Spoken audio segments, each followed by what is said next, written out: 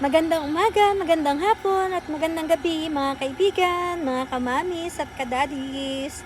Ayan, nandito na ulit tayo sa ating taniman. Tayo po ay nagdidilig ng ating mga tanim. Ayan. Kasi ang ating pong mga tanim ay, yung lupa ay tuyo po. Ayan, tuyong-tuyo kasi sa init. Ayan. Kaya kailangan pong diligan natin ng maigi.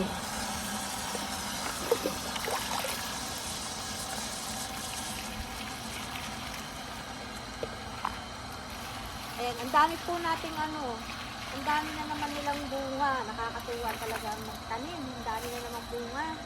Tapos, mamaya po, mangunguha ulit tayo ng kamatis kasi hinog na po yung ating mga kamatis.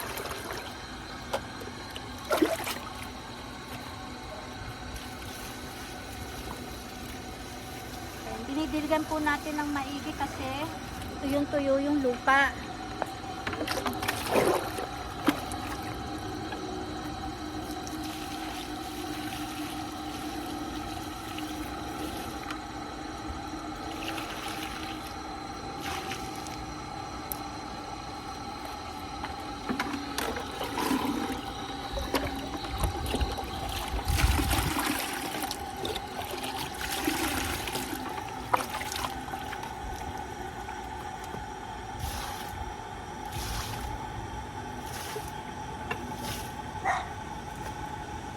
Milo? Sinang tinatahulan ni Milo? Milo?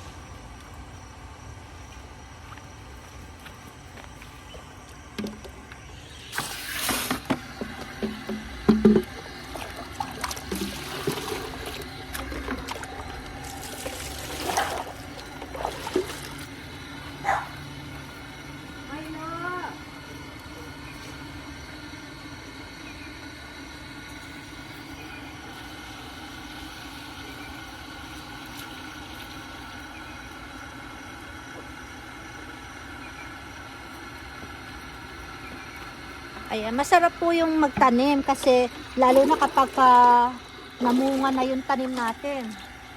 Yun ang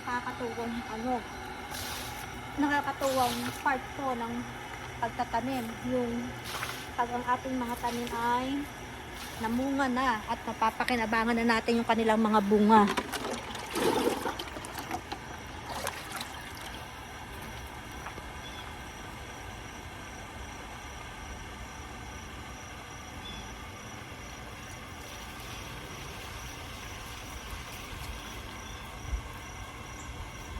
Kasi malaking bagay po talaga yung yung may tanim tayo.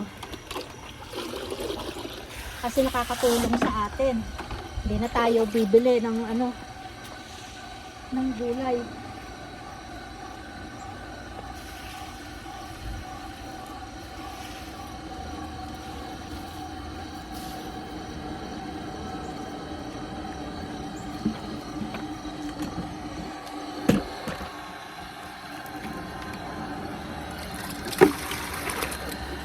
Kasi tagal din natin inalagaan itong mga halaman natin. Ayan. Tapos aantayin natin sila mamunga. Saka pa natin sila papapakinabangan.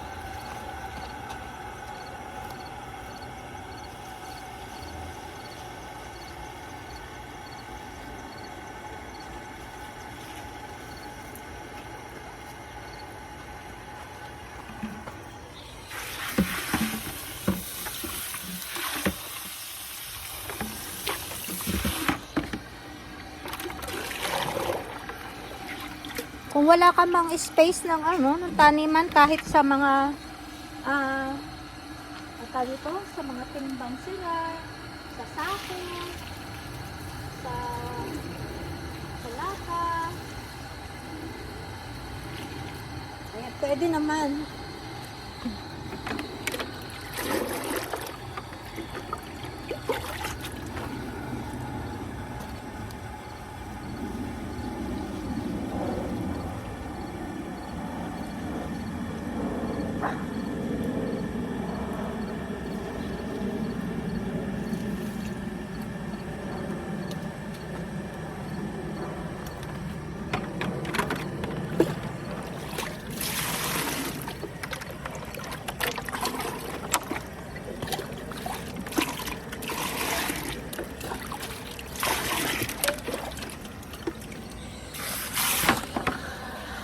Kailangan lang talaga masipag ka.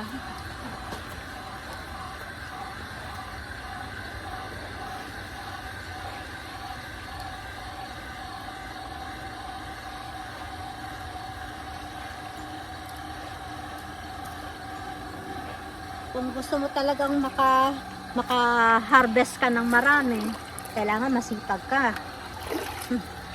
Alagaan mo, maigi.